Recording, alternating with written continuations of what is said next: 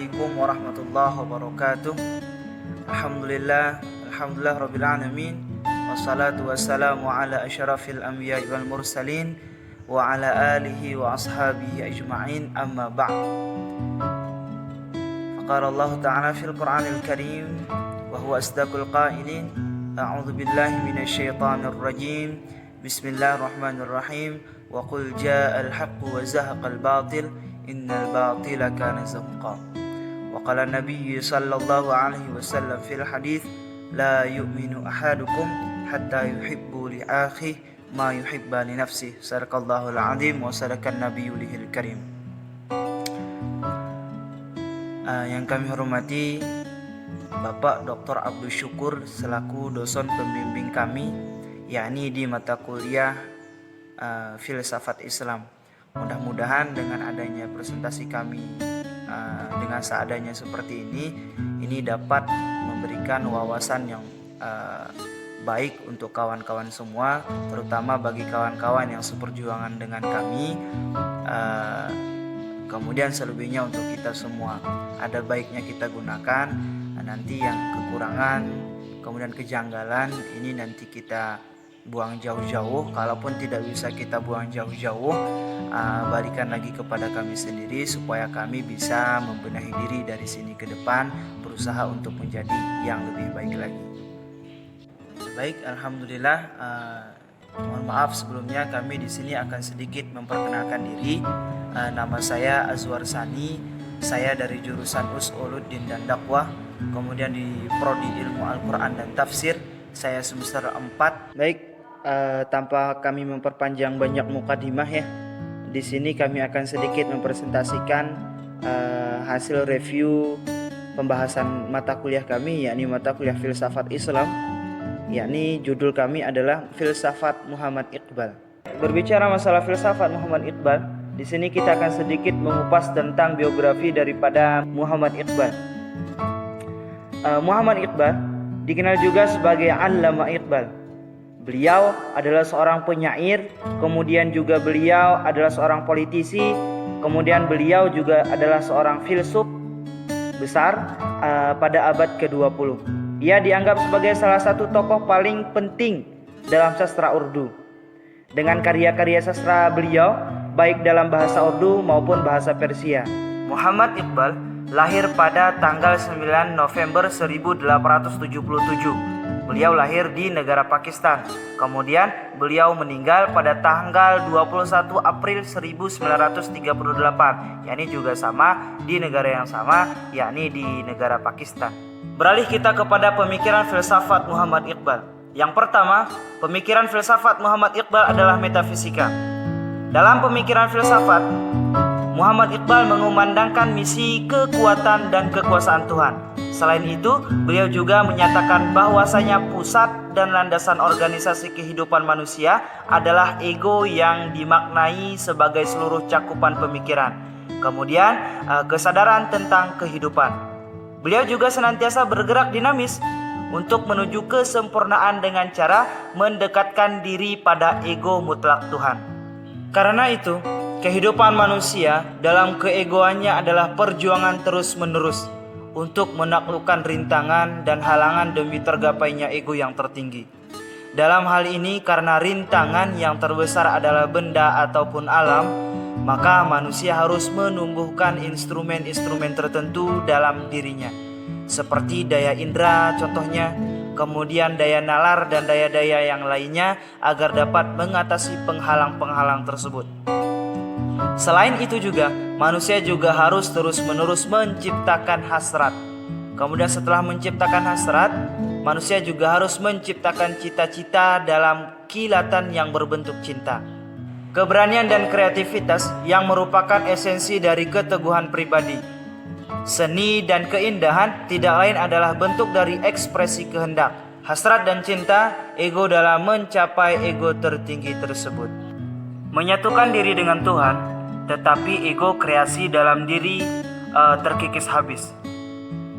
Gejala tersebut oleh Muhammad Iqbal diistilahkan dengan kesadaran mistis. Disebut dengan kesadaran mistis. Dan tentunya sangat bertentangan dengan kesadaran prospektif Kesadaran mistik adalah istilah yang digunakan Muhammad Iqbal untuk mengkategorikan konsep wadah al-wujud atau wahdah al-wujud sebagai salah satu usaha yang dilakukan manusia dengan menafikan kehendak pribadi ketika mengidentifikasikan diri dengan Tuhan. Maka aktivitas kreatif menjadi tidak terlihat dalam hidup keseharian. Sedangkan kesadaran profetik adalah sebuah cara mengembangkan kesadaran melalui aktivitas kreatif yang bebas dan melalui kesadaran bahwa aktivitas kreatif manusia adalah aktivitas ilahi. Jadi, konsep wahdah al-wujud dalam perspektif filsafat Muhammad Iqbal adalah pengidentifikasian keinginan pribadi dengan kehendak Tuhan. Melalui apa? Melalui cara penyempurnaan diri, bukan melalui cara penafian diri. Kehendak manusia pada posisi demikian menjadi otonom. Tapi dibalik demikian, tetapi tetap dalam koordinator bimbingan ilahi. Karena ekstensi manusia tidak hanya dengan melakukan keinginan berpikir untuk mengeksiskan diri. Intelektualisme yang hanya mendewakan rasionalitas tidak akan eksis tanpa ada aktivitas yang berdimensi secara praktis. Kemudian yang kedua, pemikiran filsafat Muhammad Iqbal adalah estetika. Berdasarkan konsep kepribadian yang mengandung kehidupan manusia yang berpusat pada ego inilah, Muhammad Iqbal memandang kemauan adalah sumber utama dari sensi, atau kemauan adalah sumber utama dalam seni. Sehingga seluruh isi seni, kemudian sensasi, penasaran, kemudian sentimen, ide-ide dan ideal harus muncul dari sumber ini. Karena seni tidak sekedar gagasan intelektual atau bentuk estetika, melainkan pemikiran yang lahir berdasarkan dan penuh kandungan emosi sehingga mampu menggetarkan manusia. Seni yang tidak demikian tidak lebih dari api yang telah padam. Karena itu, Iqbal memberi kriteria tertentu pada karya seni ini. Terutama yang pertama, seni harus merupakan karya kreatif sang seniman, sehingga karya seni merupakan buatan manusia dalam citra ciptaan Tuhan. Ini sesuai dengan pandangan Muhammad Iqbal tentang hidup dan kehidupan. Menurutnya, hakikat hidup adalah kreativitas, karena dengan sifat-sifat itulah Tuhan sebagai Sang Maha Hidup mencipta dan menggerakkan semesta. Selain itu, hidup manusia pada dasarnya tidaklah terpaksa melainkan sukarela. Kemudian yang kedua, berkaitan dengan pertama, kreativitas tersebut bukan sekedar membuat sesuatu, tapi harus benar-benar menguraikan jati diri sang seniman, sehingga karyanya bukan merupakan tiruan dari yang lain atau imitasi dari karya seni sebelumnya maupun dari alam semesta. Bagi Iqbal, manusia adalah pencipta bukan peniru, dan pemburu bukan memangsa, sehingga hasil karya seninya harus menciptakan apa yang seharusnya dan apa yang belum ada. Bukan sekedar menggambarkan apa yang ada. Dalam salah satu puisinya, Muhammad Iqbal mengecam dan menyebut sehingga kematian terhadap seni timur yang meniru seni barat. Pandangan seni filsafat Iqbal tidak berbeda dengan teori Krauss, terkecuali pada bagian pertama. Iqbal menolak keras kebebasan seni dan keterlepasannya dari etika. Iqbal justru menempatkan seni di bawah kendali moral, sehingga tidak ada yang disebut dengan seni betapapun ekspresifnya kepribadian sang seniman, kecuali jika mampu menimbulkan nilai-nilai yang cemerlang, menciptakan harapan-harapan baru, kemudian kerinduan dan aspirasi baru bagi peningkatan kualitas hidup manusia dan masyarakat. Dengan demikian, gagasan seni filsafat Muhammad Iqbal tidak hanya ekspresionalisme, tetapi sekaligus juga fungsionalisme. Pemikiran yang ketiga filsafat Muhammad Iqbal adalah etika. Dalam filsafat tentang etika, Muhammad Iqbal menghimbau masyarakat timur, terkhusus kepada yang mayoritas umat Islam, untuk kembali kepada ajaran-ajaran Islam yang agung serta menjauhi peradaban barat atau peradaban Eropa.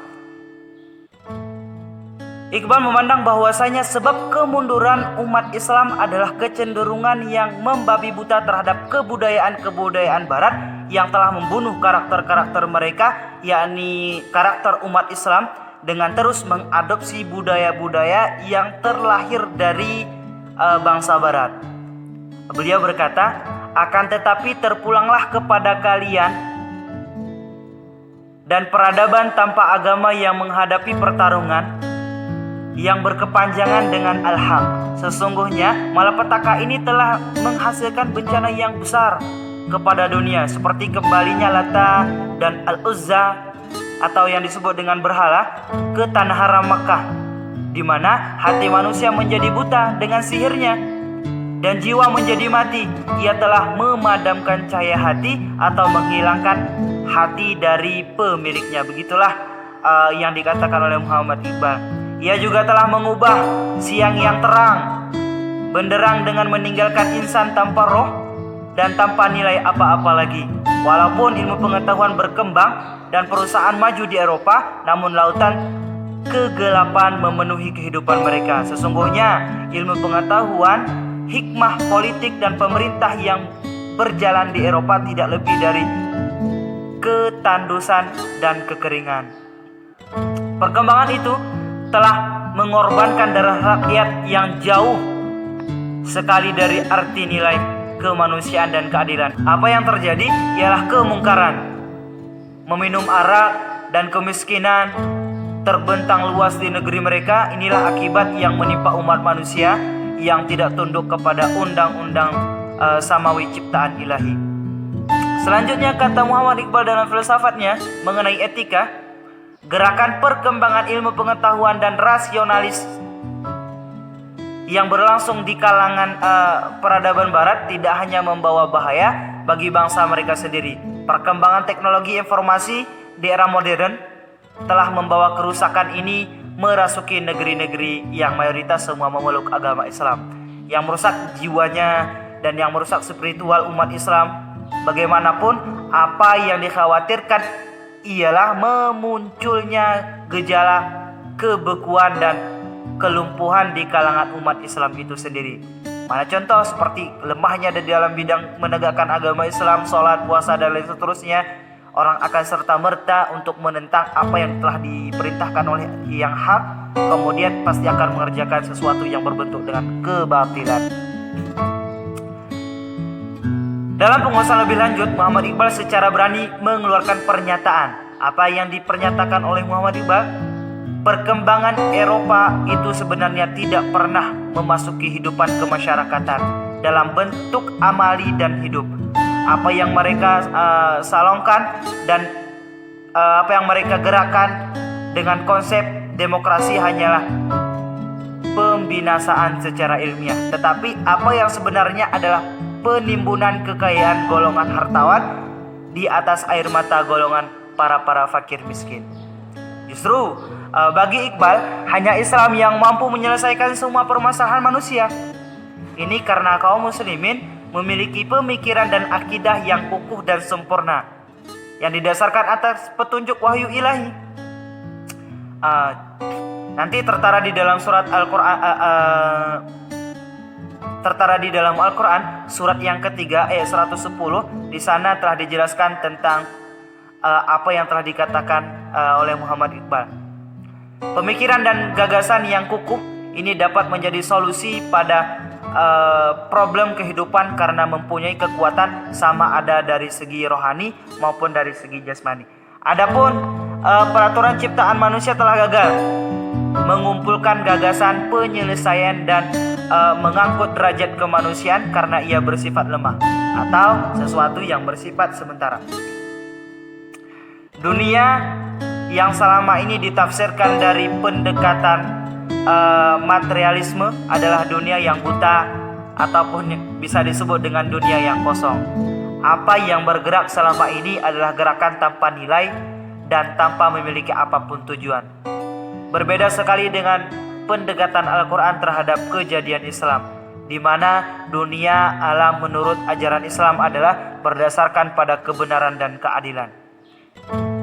Sesungguhnya gagasan pemikiran diberikan oleh Muhammad Iqbal telah memberikan harapan yang baik kepada kita semua umat Islam di masa depan.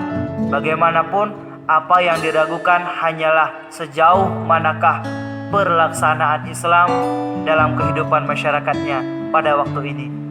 Adakah Islam yang hakiki terwujud di kalangan umatnya atau hanya sekedar dari aspek syiar semata-mata? Mungkin sekian yang dapat kami sampaikan dari beberapa presentasi kami, yakni dari filsafat Muhammad Iqbal. Kalau seandainya kata-kata kami penuh dengan kekurangan, kami mohon ampun kepada Allah dan mohon maaf kepada kawan-kawan. Kami mohon maaf kepada Bapak dan kami mohon maaf kepada kawan-kawan, terkhusus kepada kawan-kawan yang seperjuangan dengan kami. Mungkin dapat kita tarik kesimpulan, Muhammad Iqbal merupakan sosok pemikir multidisiplin. Di dalam dirinya berhimpun kualitas kaliber internasional. Sebagai seorang sastrawan, negarawan, ahli hukum, pendidik, filsuf, dan mujtahid. Sebagai pemikir, yakni pemikir muslim dalam arti yang sesungguhnya, Iqbal telah merintis upaya pemikiran ulang terhadap Islam demi kemajuan kaum muslimin. Oleh sebab itu, Islam dihadapkan kepada masalah signifikan, yaitu sanggupan memberi jawaban yang cermat dan akurat dalam mengantisipasi gerak dan perubahan, terlebih-lebih di dunia Islam.